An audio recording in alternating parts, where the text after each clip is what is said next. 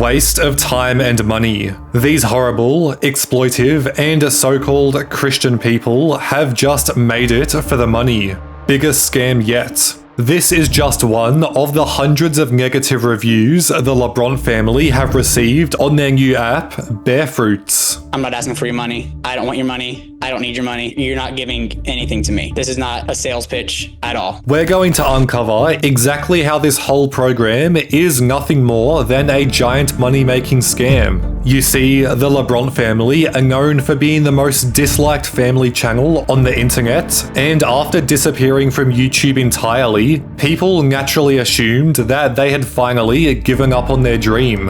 Unfortunately, all of us were incredibly wrong. The LaBrants were still working in the background, creating an app about family, although it didn't take long for things to spiral into chaos. I'm Indart, and as always, make sure to subscribe with notifications on. If you haven't seen my recent video on the LaBrants' awful end to their YouTube career, here's a super quick summary. The LaBrant family rose to fame as one of YouTube's biggest family vloggers, turning Cole's viral vines and Savannah's Instagram presence into a 13 million subscriber channel. They uploaded videos on wholesome Christian branding and family-friendly content that was heavily focused around their kids. They had videos with over 100 million views on a topic as simple as carpool karaoke or heading to the water park. Eventually, it got to the point where their 4-year-old daughter Everly became the face of the channel, with 11 out of their 12 most viewed videos including her in it. But over time, their reputation unraveled thanks to stage videos, clickbait titles, awful pranks on their kids and using them for money,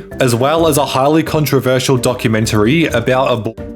The videos turned from goofy and friendly to a lot more serious and personal, covering topics like their decision to stop having kids, Cole legally adopting Everly, and even moments that sparked new controversy like praying over Trump. All of this drama eventually drew massive backlash and effectively pushed them off the platform for good. After a couple years of silence, the LaBrants would announce, "We've been keeping a big secret. Our family is so excited. It starts with the letter B. Our app, Barefruit, just launched in the App Store.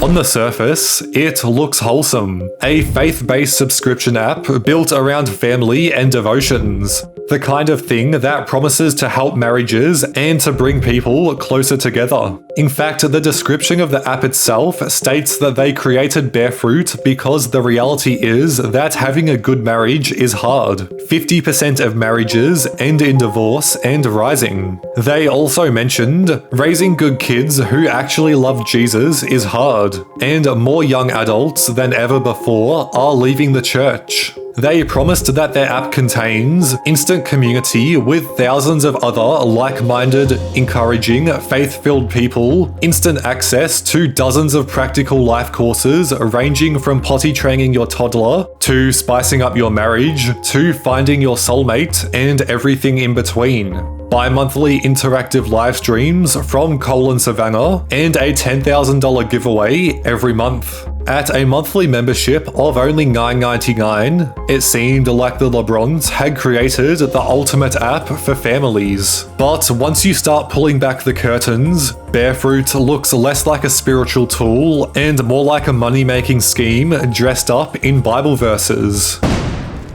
It's an app with shady origins, stolen ideas, and a business model that only revolves around squeezing money out of its followers. Now, you're probably wondering how the LaBrants managed to make an app of this quality in the first place. And that's because, in reality, Barefruit wasn't even their original concept. Former collaborators have claimed they pitched the same idea to the LaBrants before it suddenly appeared under their name, and that's because they stole the entire idea. This video is about our negative experience with Cole and Savannah LaBrant and how it relates to their new venture. On April 1st, 2024, we had a 1-hour call with Cole LaBrant to discuss what we presented as a multi-million-dollar opportunity. Cole said, "You have my attention," and we scheduled our exciting call. He said this was very timely because they were looking for something to sink their teeth into. He even signed our NDA to show good faith that what we talked about would be confidential.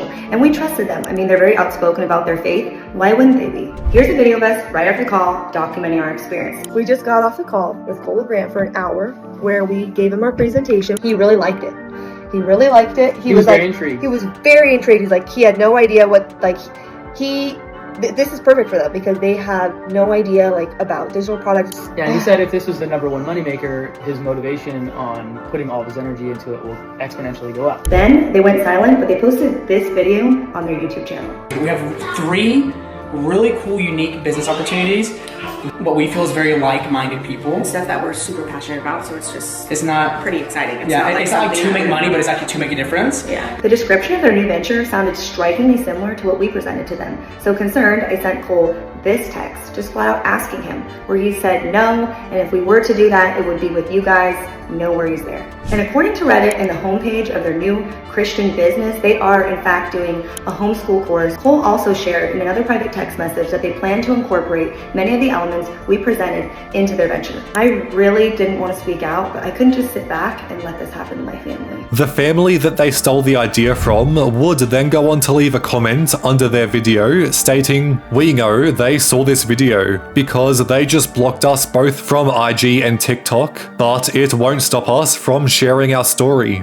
Now, whether or not these claims can be proven, it's clear that drama was surrounding Barefruit even before the first user downloaded it. What was supposed to be a joint effort turned into a story of betrayal, which has hung over the app since day one. Once people actually got inside of the app, it didn't feel all too revolutionary. Most of the devotionals and exclusive content were things you could already find for free on other platforms or just with a quick search on Google. For example, in the 7-day potty training course, Day 1 tells you to hype it up, make it exciting, and to start by talking with them about how it's almost time to be potty trained.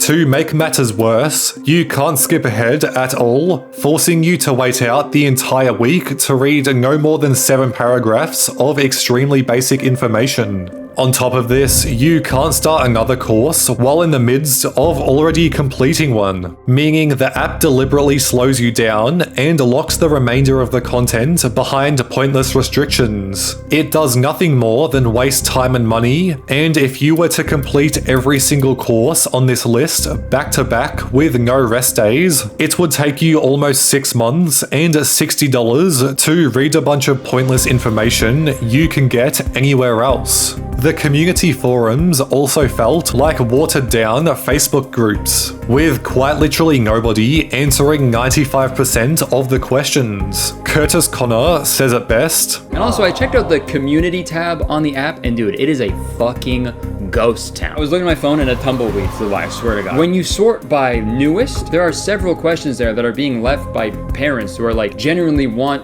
help, but like nobody ever responds or talks to each other at all. The entire app is just people yelling into the void, begging for any sort of help or guidance and not receiving any, which is what the app promised, dude. It's super sad to see. On the giveaway screen, all it says is the giveaway has ended, with no information about if there's ever going to be another one again. And that might be because on their official Barefruit Instagram page, the bio simply reads, "currently on pause."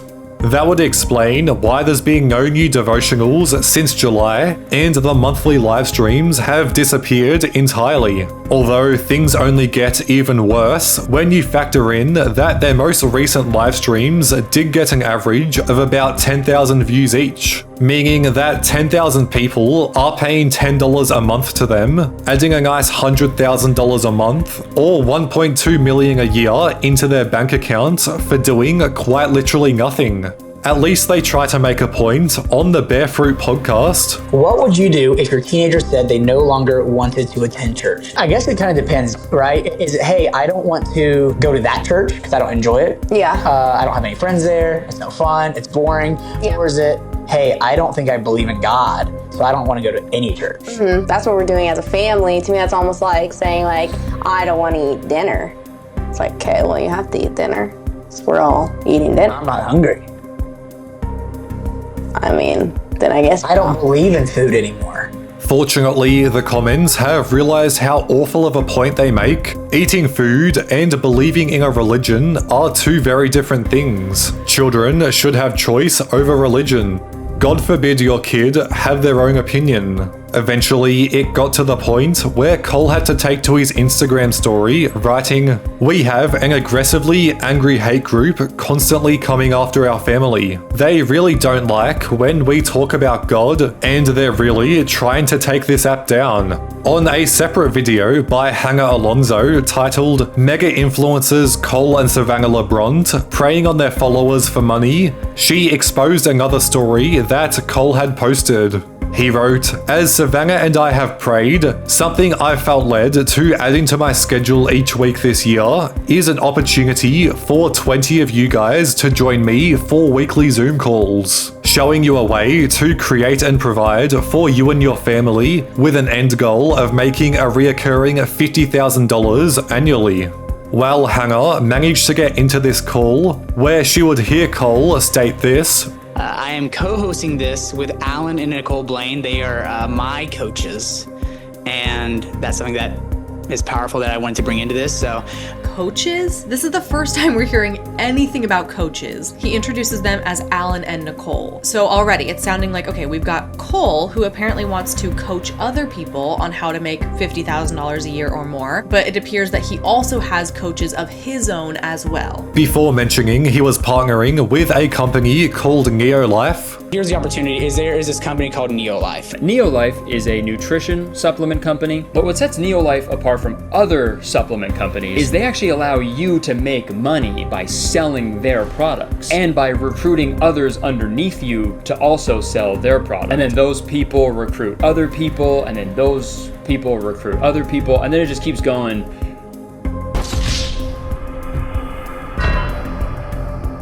Oh man, it's a pyramid. Yeah, man. Neolife is an MLM. Cole is trying to recruit his loyal supporters into a multi-level marketing scheme. And because Neolife is literally a It was revealed that this entire thing was a pyramid scheme, where Cole was attempting to recruit his fans into making him more money. The app is dying, their YouTube channel remains stagnant, therefore it's extremely unlikely that any social media they have will continue to grow when almost everybody knows that their entire brand is nothing more than a scam.